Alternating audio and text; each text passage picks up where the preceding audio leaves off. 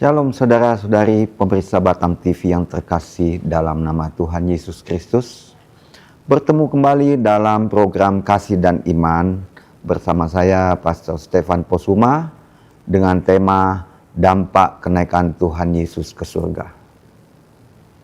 Kita tahu bahwa beberapa hari yang lalu semua umat Kristen Katolik di seluruh dunia merayakan satu hari yang dinamakan kenaikan Tuhan Yesus ke surga.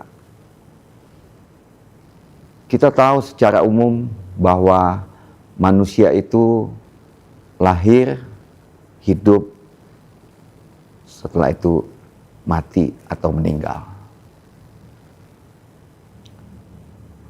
Berbedanya dengan Tuhan Yesus pun Dia lahir, hidup, dan mati atau meninggal. Tetapi yang membedakan adalah Tuhan Yesus naik ke surga, Dia kembali ke tempat asalnya.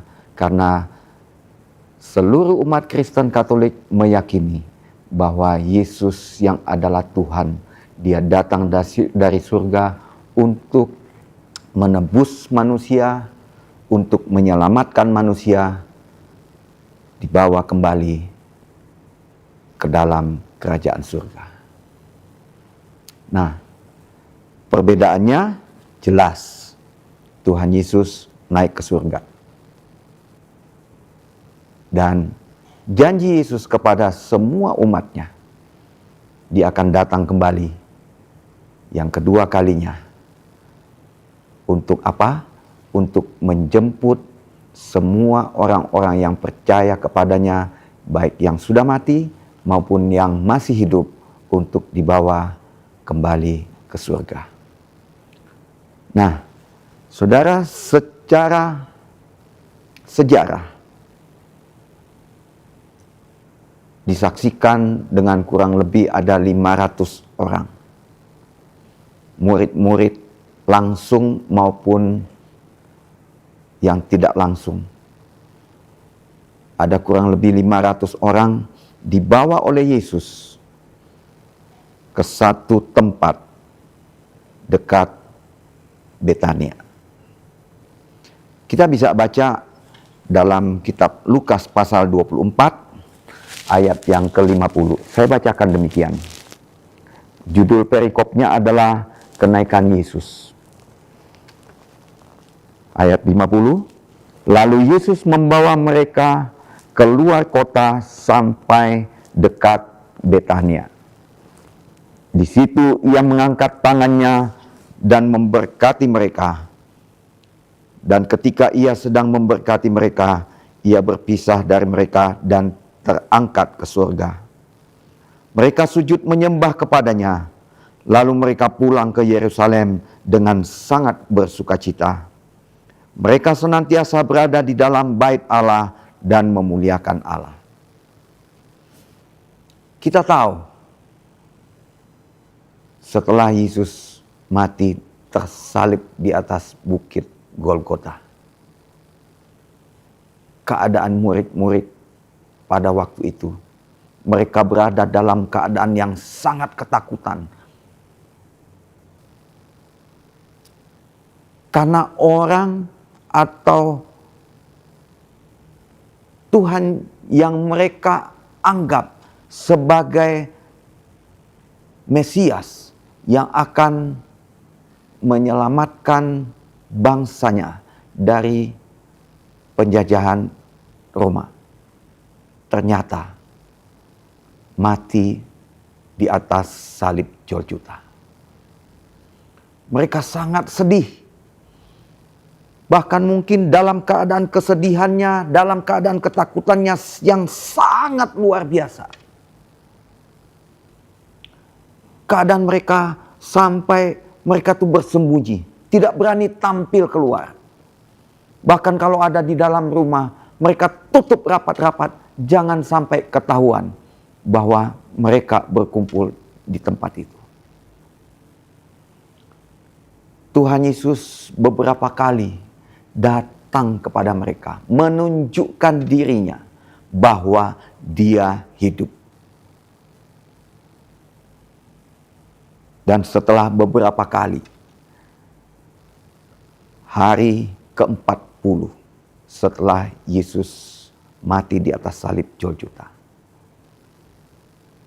Yesus membawa mereka ke Betania. Biasa kalau orang mau meninggal atau mau pergi, itu memberikan pesan-pesan.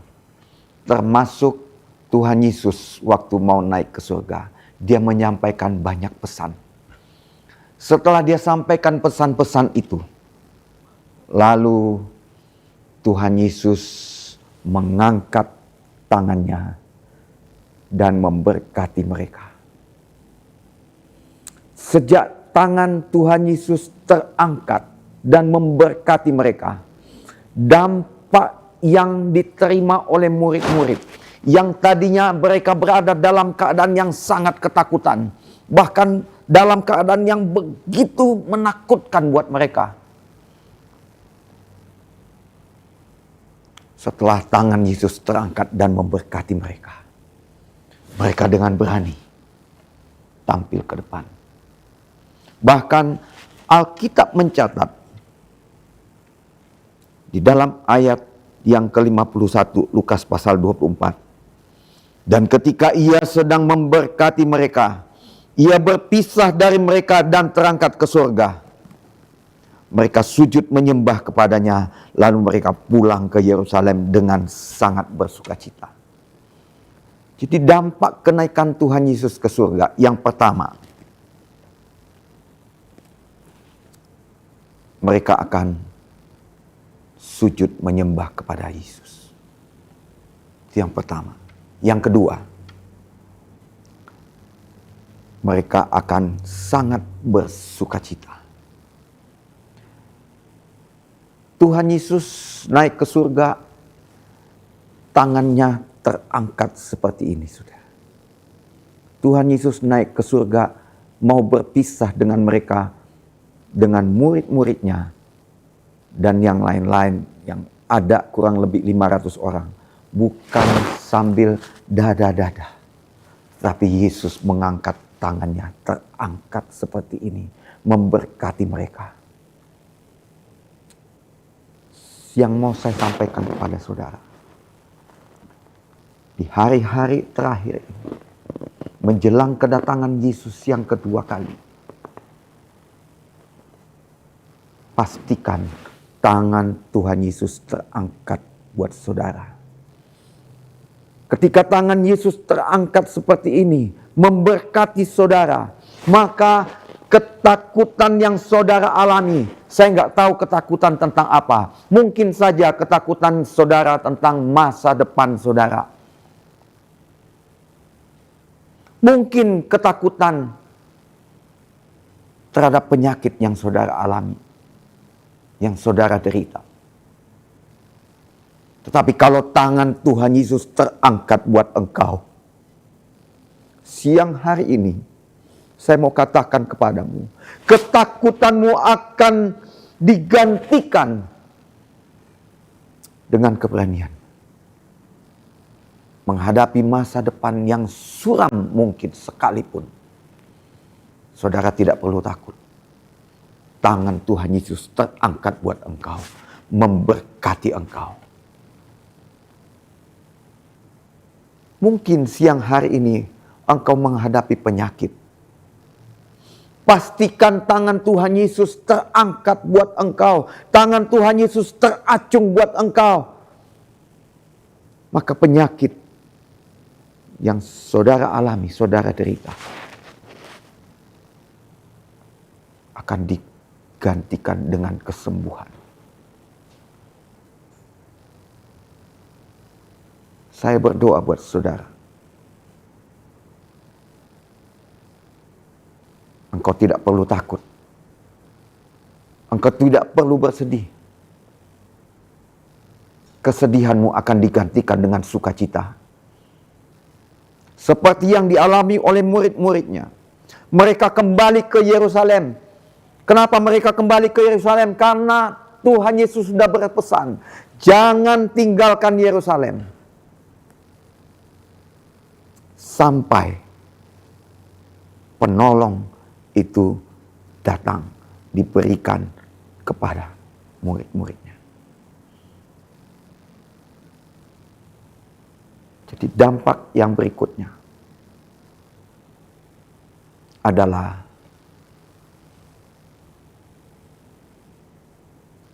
kedatangan Roh Kudus.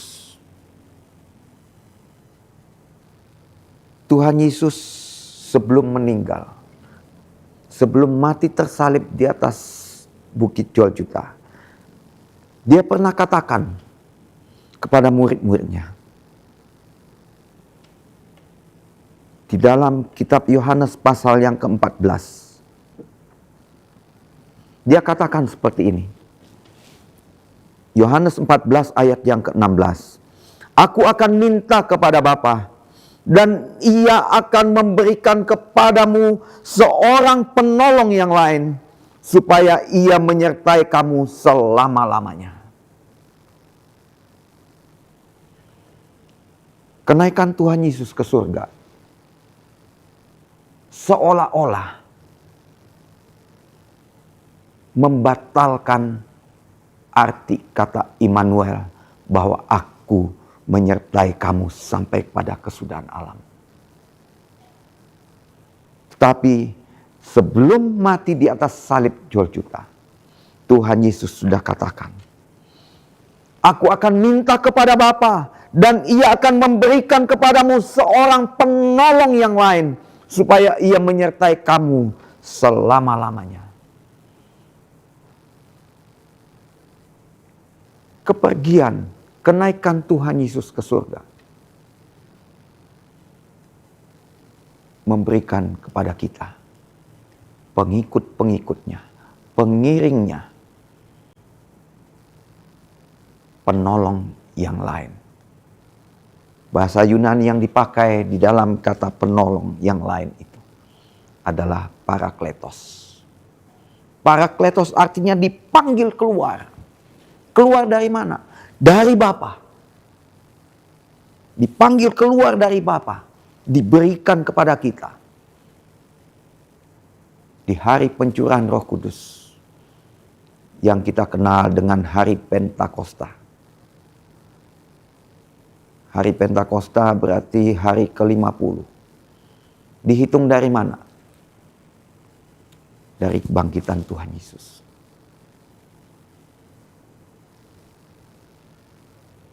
Kita tahu 40 hari Yesus naik ke surga. Dan 10 hari kemudian berarti hari ke-50. Hari pencurahan Roh Kudus. Pentakosta dalam perjanjian lama berbeda dengan Pentakosta buat kita umat Kristen. Pentakosta di perjanjian lama itu adalah hari raya besar umat Yahudi. Hari Pentakosta yang pertama di perjanjian lama itu adalah hari di mana 2 loh batu, 10 perintah Tuhan diberikan kepada manusia. Diberikan kepada umat Israel pada waktu itu. Dan hari Pentakosta yang kedua buat orang Israel, orang Yahudi, yaitu hari panen raya. Tetapi buat kita umat Kristen, Katolik, hari Pentakosta adalah hari pencurahan Roh Kudus. Di loteng Yerusalem, kurang lebih ada 120 orang yang setiap hari bersekutu, sehati, sepikir. Mereka bertekun di dalam doa. Tepat pada hari raya Pentakosta, Roh Kudus dicurahkan. Dan pada waktu Roh Kudus dicurahkan, mereka yang tadinya masih ada ketakutan, masih takut-takut. Tetapi pada saat Roh Kudus sudah dicurahkan buat mereka, di depan ribuan orang, mereka berani tampil. Tidak lagi takut. Mereka tampil, berani memberitakan kabar kesukaan bahwa Mesias yang mereka nanti-nantikan, Mesias yang mereka nanti-nantikan untuk membebaskan mereka dari penjajahan bangsa Romawi, itu sudah datang. Tetapi Yesus yang mereka sangka hanya untuk membebaskan mereka dari penjajahan bangsa Romawi, Yesus punya tugas yang lebih besar, jauh lebih besar daripada hanya membebaskan secara fisik dari penjajahan bangsa Romawi. Tapi Yesus datang untuk menyelamatkan manusia dari dosa dan membawanya kembali ke dalam surga. Saya percaya bahwa setelah hari pencurahan kuasa Roh Kudus itu, saudara akan menjadi orang yang kuat, menjadi orang yang berani memberitakan kabar sukacita. Saudara pemirsa Batam TV yang dikasihi Tuhan, tetaplah bersama kami dalam program Kasih dan Iman. Kami akan kembali sesaat lagi.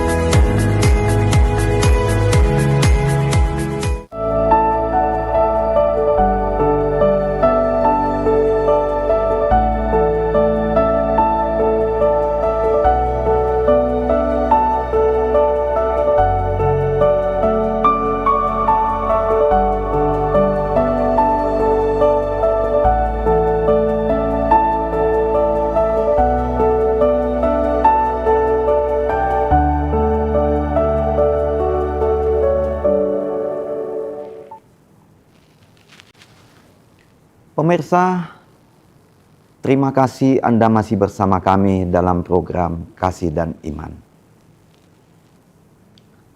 Dalam sesi yang pertama tadi sudah saya sampaikan bahwa Yesus naik ke surga. Sebelum dia naik itu dia memberkati kita. Dan sesuai dengan janjinya, sebelum Tuhan Yesus mati tersalib di atas bukit Golgota, dia katakan demikian di dalam Yohanes pasal 14 ayat yang ke-18. Dia katakan demikian. Aku tidak akan meninggalkan kamu sebagai yatim piatu. Aku akan datang kembali kepadamu.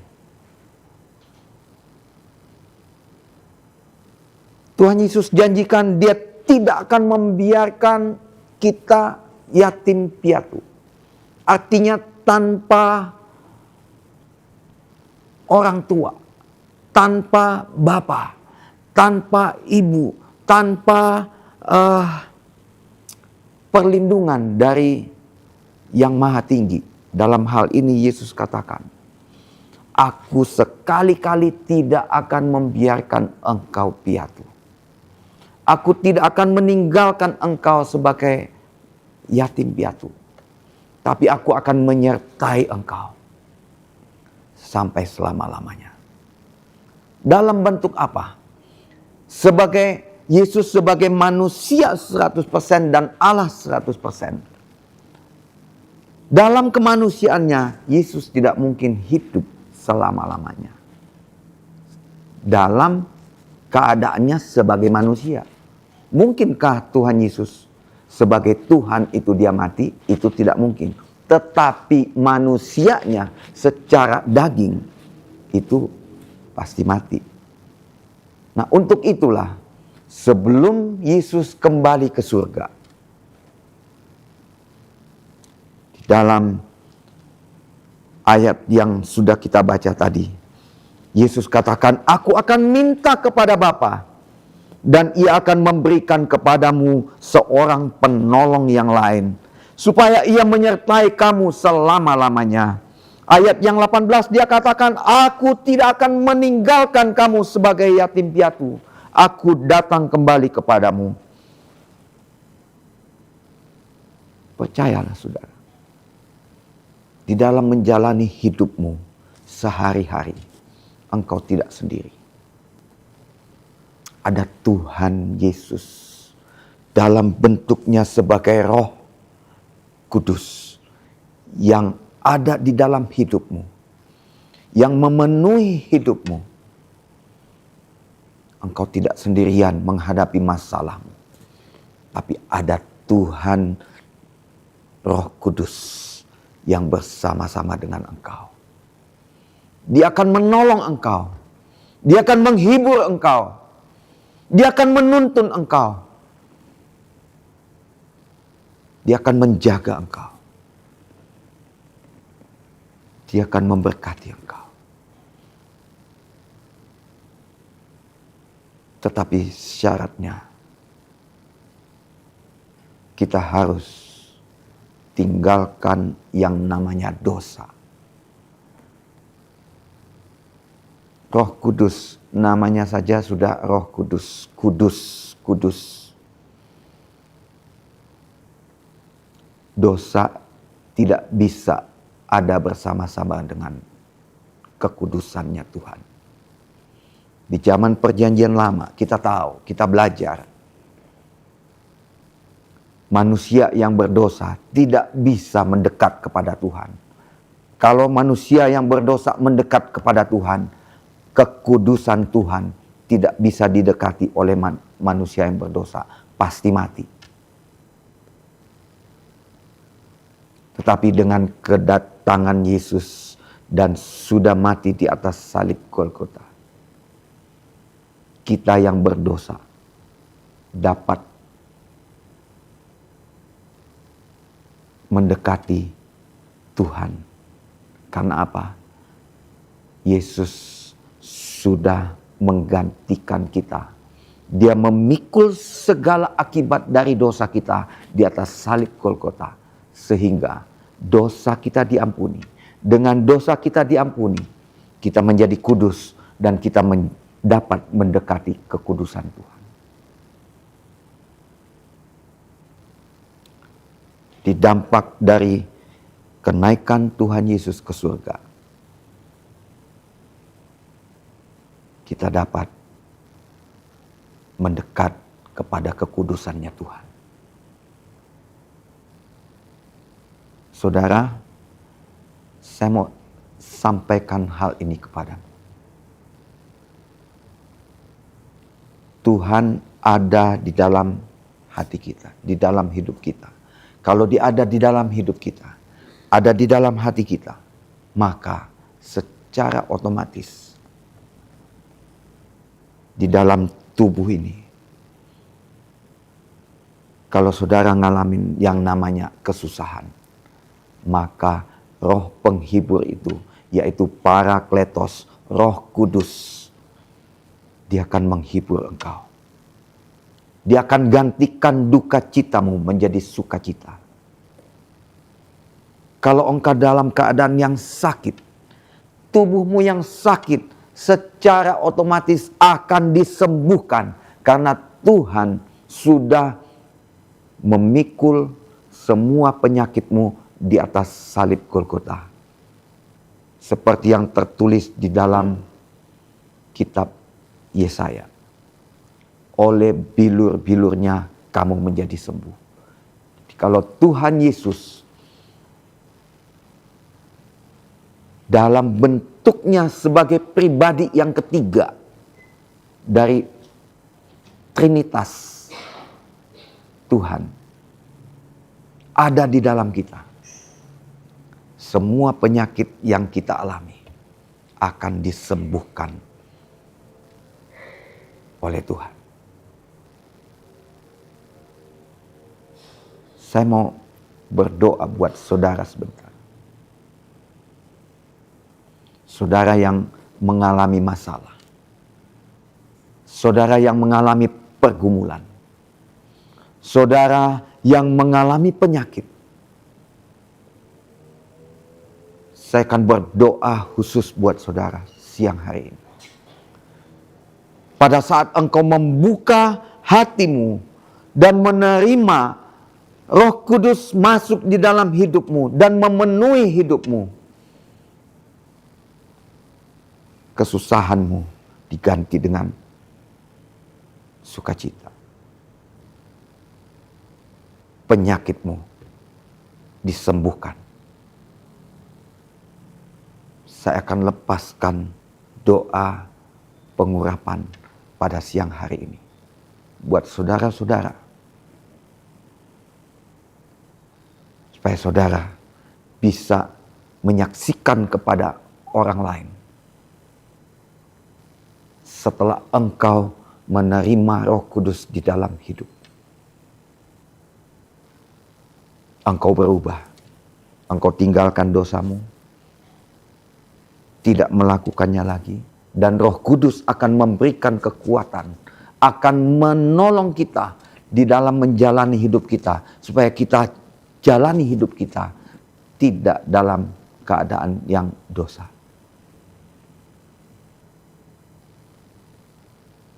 Saya mau berdoa buat saudara siang hari ini. Engkau boleh pejamkan matamu.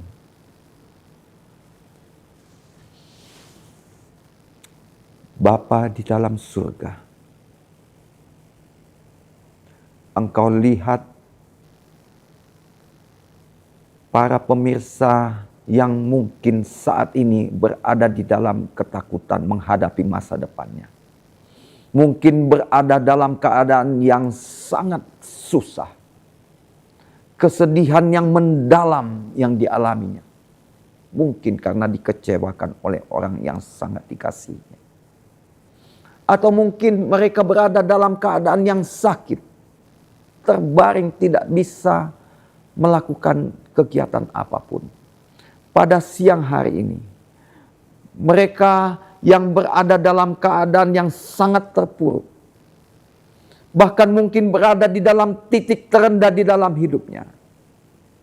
Hamba-Mu berdoa pada siang hari ini, Tuhan Roh Kudus, Engkau masuk di dalam hidup anak-anak-Mu yang membuka hatinya pada siang hari ini. Dan Engkau akan bekerja, memberikan sukacita, menolong mereka, memberikan damai sejahtera, dan menyembuhkan penyakit mereka. Di dalam nama Tuhan Yesus, hamba mau lepaskan kuasa Roh Kudus buat mereka semua. Yang menerima Engkau, mengalami pemulihan hidup.